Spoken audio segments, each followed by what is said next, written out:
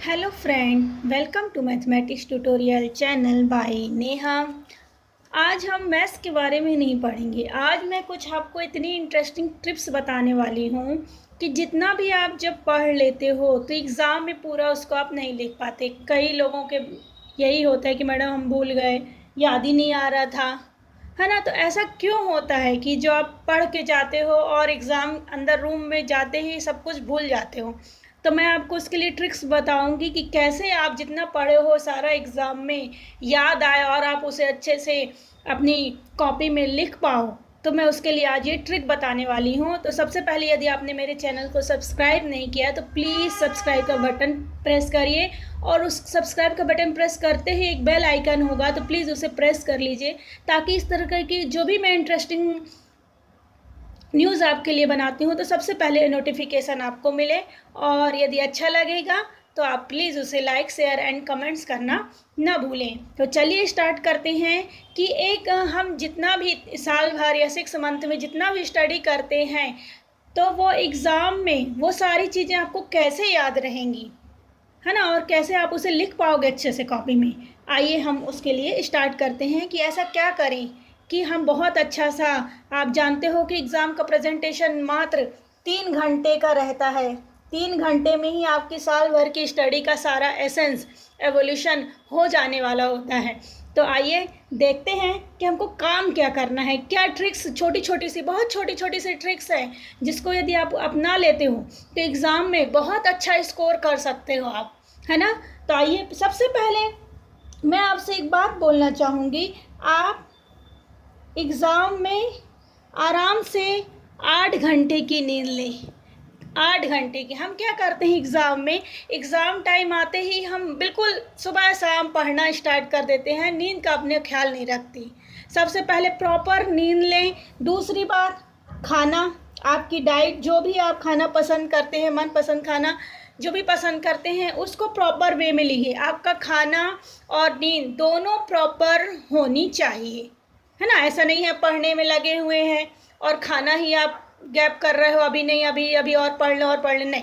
खाना आपको और नींद आराम से लेनी है, अपने प्रॉपर टाइम टू टाइम लेनी है। थर्ड, बहुत इम्पॉर्टेंट बात है, हम करते क्या हैं कि एग्ज़ाम रूम में जाने से 2 मिनट 5 मिनट पहले तक अपनी कॉपी किताब को छोड़ते ही नहीं हैं, है ना। बुक्स, क्या करना है आपको, क्या करना है आपको, एग्ज़ाम हॉल में जाने से पहले, या सपोज़ करिए आपका एग्ज़ाम 8 o'clock से स्टार्ट होता है, 8 to 11 o'clock होता है। सपोज़ करिए आपका एग्ज़ाम 8 o'clock से स्टार्ट होता है, तो आपको कोशिश करनी है कि 7 o'clock पर आप बुक छोड़ दीजिए। छोड़ दीजिए, जितना पढ़ा है पूरा एक बार रिवीजन कर लिया है, अब वापस आप बुक नहीं उठाइए, वापस बुक नहीं उठाइए। उसका रीज़न क्या है, क्यों ऐसा कह रहे हैं, इसका रीज़न क्या है। क्या आप देखते हैं कंटिन्यूअस आप पढ़ते चले जा रहे हैं, पढ़े जा रहे हैं, पढ़े जा रहे हैं ना। माइंड क्या है, एक मशीन है।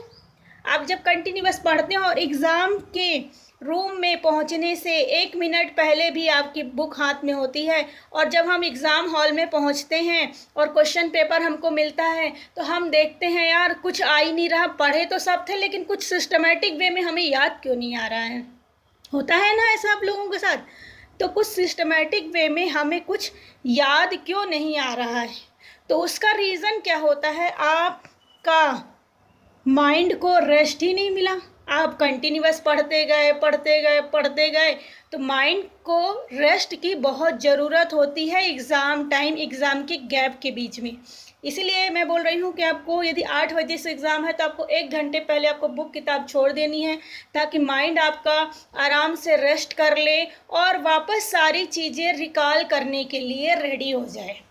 हम कहते हैं जब हम एग्ज़ाम से बाहर आते हैं तो बोलते अरे ये क्वेश्चन तो हमसे बहुत अच्छे से बन रहा था, पता नहीं एग्ज़ाम हॉल में ऐसा क्या हुआ कि क्वेश्चन के आंसर ही नहीं याद आ रहे थे।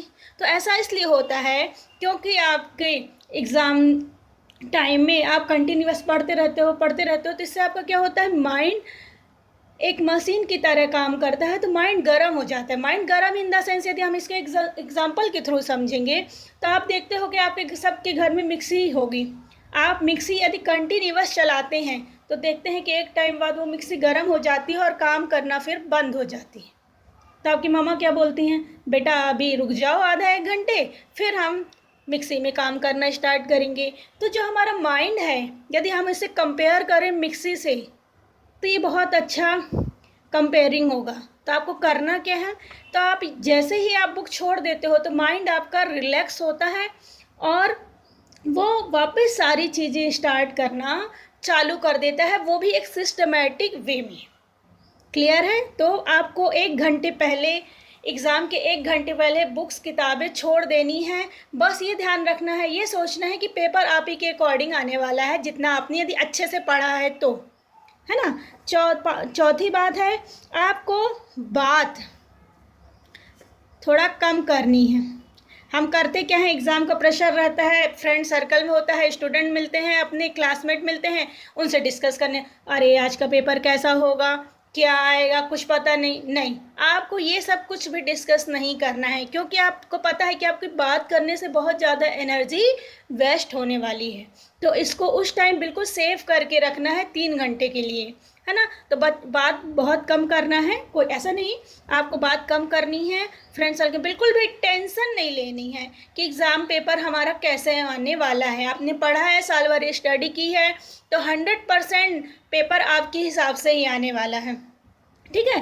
5वीं बात है कि एग्ज़ाम रूम में 15 मिनट पहले पहुँचें।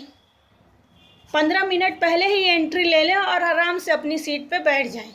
बच्चे करते क्या हैं, देखते हैं अरे यार अभी 1-2 मिनट है और पढ़ लें और एग्ज़ाम रूम में एंट्री एंड टाइम में लेते हैं और पेपर मिलता है तो अरे उनका सब, चूँकि वो टेंशन में रहते हैं, उनका प्रेशर रहता है एग्ज़ाम का, तो देखते हैं कि यार कि कुछ आ ही नहीं रहा, और बनते हुए क्वेश्चन भी क्या होते हैं, उनको याद नहीं आते हैं। तो रीज़न क्या है कि वो माइंड को रेस्ट ही नहीं दिए। जब माइंड रेस्ट नहीं हुआ है तो वो कैसे रिकॉल करेगा, पॉसिबल ही नहीं है। और आप देखते होंगे एग्ज़ाम रूम के बाहर आते ही सब क्वेश्चन आंसर आपको याद आने लगते हैं, अरे ये तो ऐसा था, ये तो ऐसा, क्यों? क्योंकि माइंड एक रिलैक्स फील करने लगा एग्ज़ाम देने के बाद। तो सारे आंसर आपको एक सिस्टमेटिक वे में जैसा पढ़ा था वैसे ही याद आने चालू हो जाते हैं आपको। क्लियर है ना, समझ रहे हैं आप मेरी बातें? तो कभी भी एग्ज़ाम में या ऑफकोर्स प्रेशर रहता है, लेकिन आराम से जाइए, कोई प्रेशर मत लीजिए अपने माइंड में, और बुक्स को तो 1 घंटे पहले आप छोड़ ही दीजिए। 6 वाला काम क्या है, एग्ज़ाम रूम में जब आप 15 मिनट्स पहले पहुंच गए हैं तो आपको आराम से बिल्कुल कंफर्टेबल जोन में बैठना है, आराम से बैठना है। और क्या करना है आपको, आराम से बैठ जाइए और अपनी सांस पे ध्यान दीजिए और आराम से धीरे धीरे डीप ब्रीदिंग, आराम से ब्रीदिंग करिए। क्या करेंगे, सांस भरेंगे, धीरे धीरे आराम से क्या करेंगे, ब्रीदिंग करेंगे प्रॉपर। जैसे हम ब्रीदिंग करते हैं, आपको ज़्यादा तेज़ से ब्रीदिंग नहीं करना कि सामने वाला डिस्टर्ब हो, आपको आराम से क्या करना है, ब्रीदिंग करनी है ना। नॉर्मल ब्रीदिंग जो हम करते हैं, बिना किसी टेंशन के, क्या पेपर होने वाला है, क्या आएगा पेपर में, कैसा आएगा, कोई भी टेंशन नहीं लेनी आपको, पेपर आपके अकॉर्डिंग ही मिलने वाला है। 7th, आपको करना क्या है, जैसे ही क्वेश्चन पेपर आपको मिलता है ना, तो आप देखते होंगे कि 1st, 2nd, 3rd, 4th, 5th, 6th तक क्वेश्चन बहुत अच्छे आते हैं। लेकिन जैसे ही सपोज करो आप 7 क्वेश्चन में पहुँचे, तो 7 क्वेश्चन में यदि आप अटकते हो, यदि कुछ वो उसमें मिस्टेक हो रही है, और यदि आप लिखना चालू करते हो फर्स्ट क्वेश्चन को, तो वो भी थोड़ा डिस्टर्ब हो जाता है, वो भी सिस्टमेटिक वे में याद नहीं आता। तो आपको करना क्या है, आपको एग्ज़ाम पेपर मिलते ही करना क्या है, स्टार्टिंग के जैसे ही क्वेश्चन आ रहे हैं वैसे लिखना स्टार्ट कर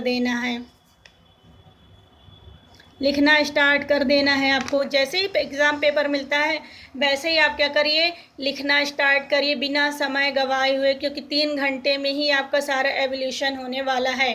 तो बिना समय गंवाए क्या करिए, जैसे ही आपको of course 1st, 2nd, 3rd, 4th, 5th आएगा ही क्वेश्चन, है ना, और लिखना स्टार्ट करना है। और आप देखोगे कि हर चीज़ आपको सिस्टमेटिक वे में याद होना चालू हो जाएगी और आप उसे ओन वर्ड्स, अपने वर्ड्स में, कॉपी में लिखते चलिए तो आपका माइंड क्या होगा, रिलैक्स होगा और हर चीज़ रिकॉल करना चालू कर देगा, याद करना चालू कर देगा।